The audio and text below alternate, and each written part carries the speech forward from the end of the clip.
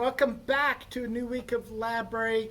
We're actually following up on what we talked about last week. We're talking about a project where we were going to make art prints using the sun. The sun was actually going to color our prints, and how it was going to do it. We talked about a little bit about an invisible ray that comes from the sun called UV light or UV rays.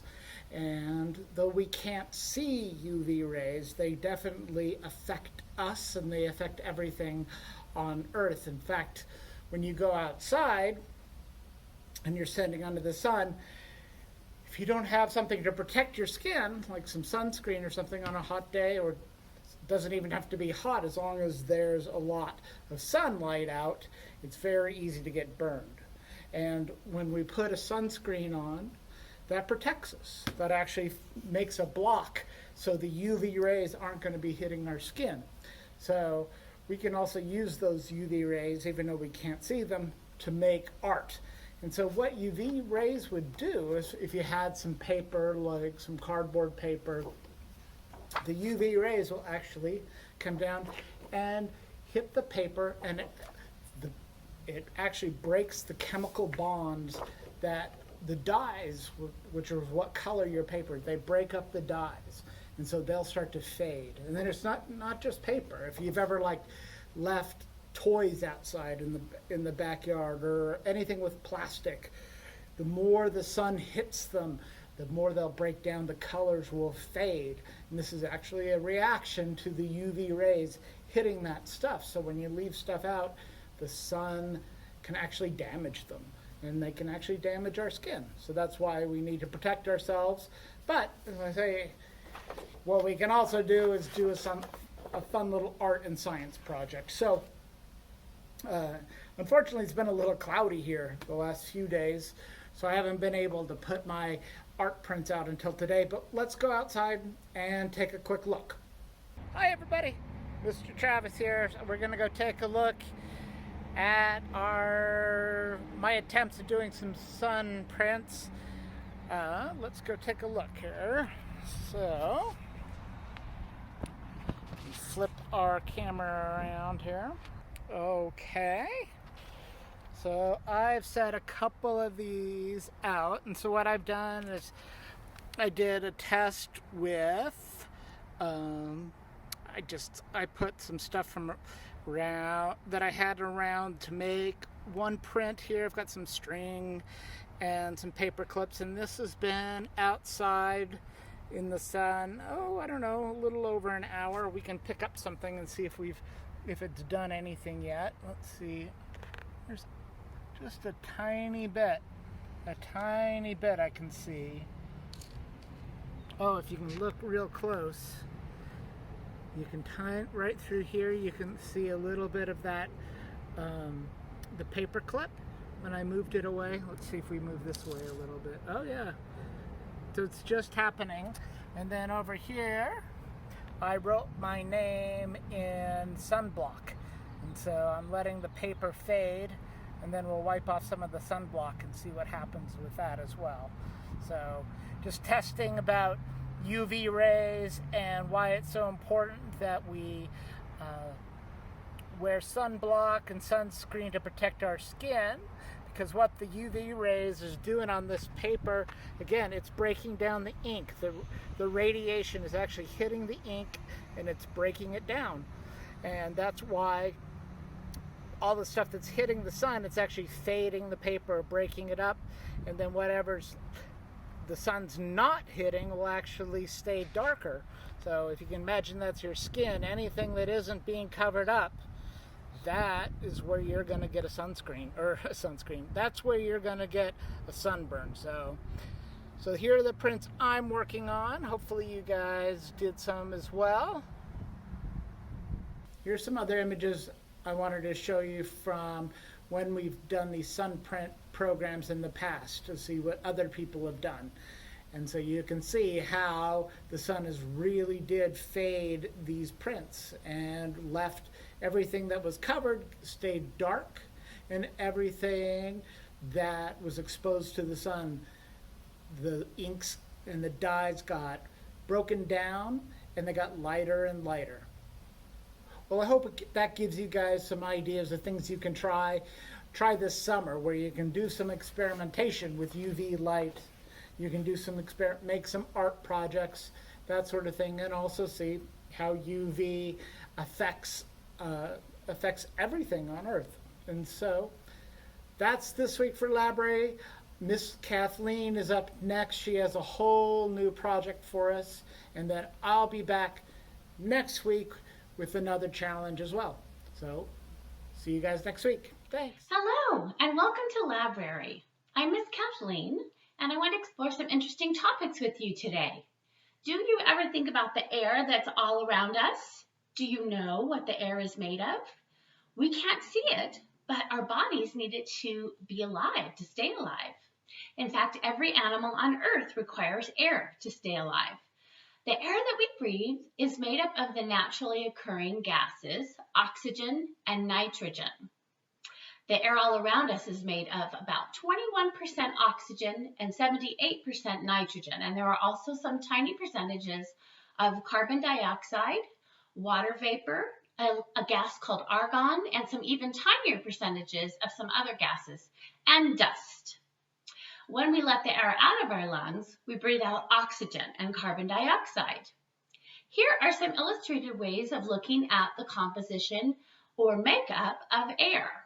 So this first diagram shows in the green, the nitrogen is 78.08%, and the blue shows the oxygen, about 21%, 20.98, I think it says.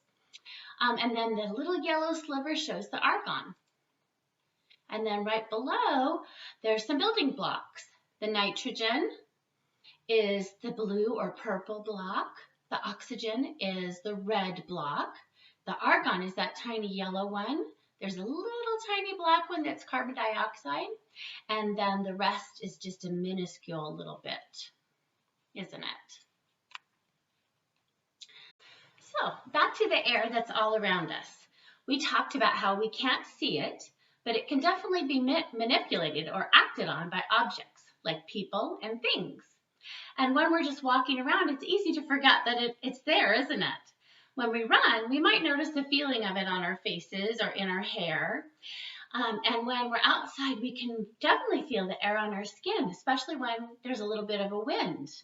And then we can feel it in our clothes, we can feel it in our hair. Another time we can feel the air on our skin is when it's very humid. So humidity just means that there's water vapor in the air. We talked about that. So high humidity just means there's a larger percentage of water in the air, so water vapor. In some parts of the United States, the air can be very humid in the summertime. Here in Idaho, our air is very dry. When the air is humid, it feels even hotter than it is sometimes. Now, I want to talk to you about some of the other ways we can see the results of air being manipulated or moved around. Have you ever watched an airplane gather speed and take off before? It's pretty fun to watch, and it can be really loud with the jet's engines whirling at great speed and getting ready to take off. Let's watch this short video clip of an airplane taking off.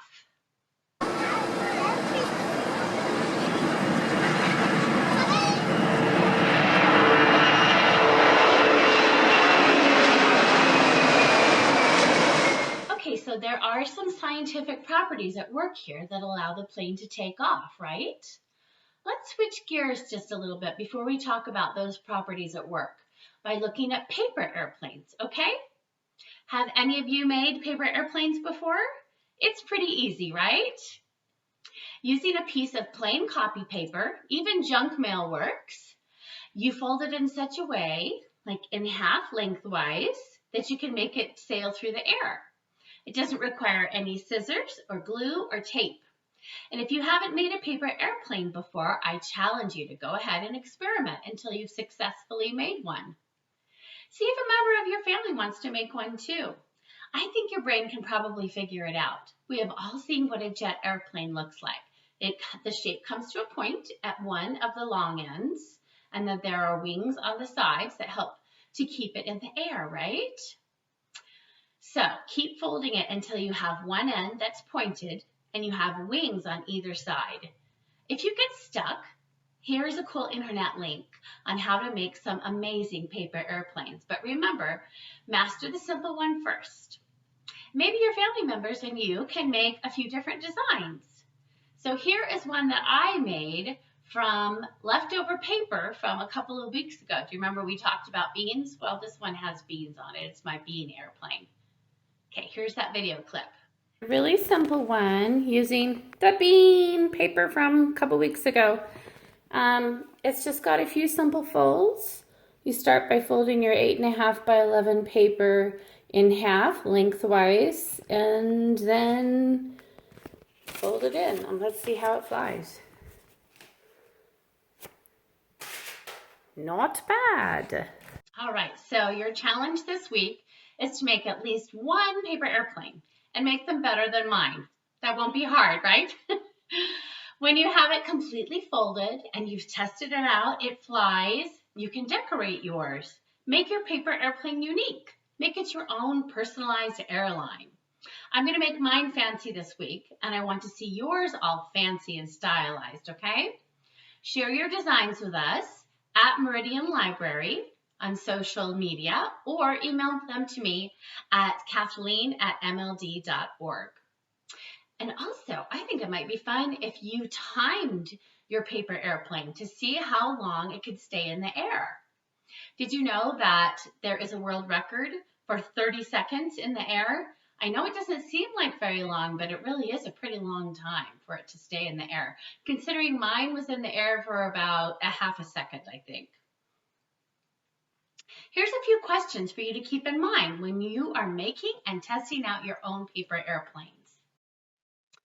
Will the paper airplane fly further outside than inside? What elements would be needed to make the paper airplane stay in the air longer? What ways can you think of to make the airplane itself fly better than it already does? So, what is happening when the paper airplane is flying through that oxygen and nitrogen we can't see? Well, this is the scientific part of how an airplane flies. When we send it into the air, pretend I'm throwing it. Actually, I'll get mine. Okay, I'm holding it like this, and I'm throwing it. That action right there of my muscle, that's called thrust. T-H-R-U-S-T. The power from your arm muscle launches the paper airplane out into the air.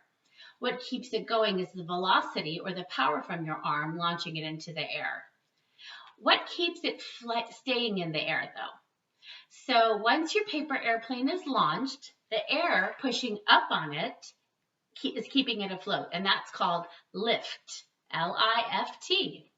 It comes down again because of drag, D-R-A-G. So drag is what happens when the weight of the airplane is greater than the velocity or the power of the thrust and the air lifting it. And then gravity brings it back down again. Gravity is spelled G-R-A-V-I-T-Y.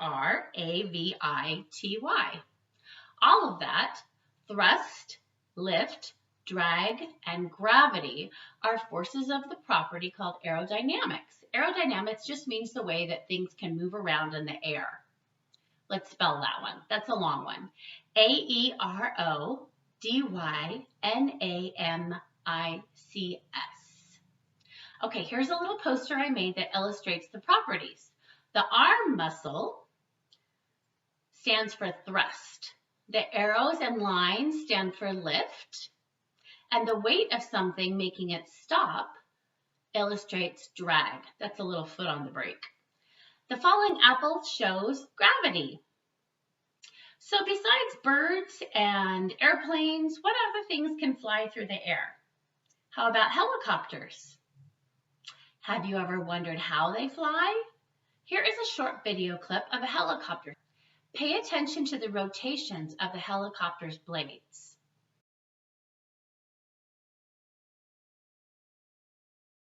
There's actually a simple paper helicopter you can make called a whirlybird. Another simple helicopter type device is called a dragonfly helicopter. They both use simple paper, and the dragonfly helicopter also uses part of a straw and one staple. You're going to need scissors for these. If you have the materials, you can easily make them. Here is the dragonfly helicopter experiment.